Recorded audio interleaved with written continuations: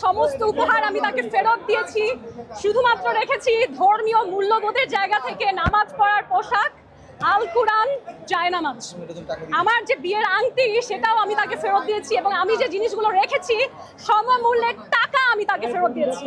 সেই সাবেক রাষ্ট্রদূত তিনি নাকি মহা বড়লোক, কিন্তু আমার সেই সামান্য টাকাও তিনি সাদরে গ্রহণ করেছেন। এবং হাস্যকর বিষয় হচ্ছে তাদের কোটি কোটি টাকার কাজে সাইনিং হতে পারে, কিন্তু তিনি নিজে খুব বড় লোক, এটা আপনারা কিভাবে বলেন? আপনারা যে বারবার বলেন যে টাকা দেখে, সম্পদ দেখে, আমার ব্যাকগ্রাউন্ড কি? আমি কোনো মডেল না, আমি কোনো গরিব ফ্যামিলির মেয়ে না। কি একটা শুনলাম কি বরিশাল থেকে পড়ালেখা করেছে, তাদের প্রতি আমার সম্পূর্ণ সম্মান, কিন্তু আমি এই বাংলাদেশেরই হাই সোসাইটিতে ভিকারুনসের স্টুডেন্ট ছিলাম, এখানকারই শহরের উন্নত অঞ্চলে বড় হওয়া একজন পার্সন। আমার জন্য কখনোই মনে হয়নি যে ব্যক্তি হিসেবে তিনি মহা বড় লোক কেউ, কারণ তার যতদিন কাজ থাকবে সে কাজ করবে। এখন তিনি সাবেক হয়ে গিয়েছেন, আরেকজন রাষ্ট্রদূত এসেছেন, তিনি কাজ করছেন। আমাদের সরকারের অনেক মানুষ যখন বদলি হয়, বদলি হয়ে যায়। দুর্নীতি ছাড়া এখানে বড়লোক হওয়ার কিছু নেই।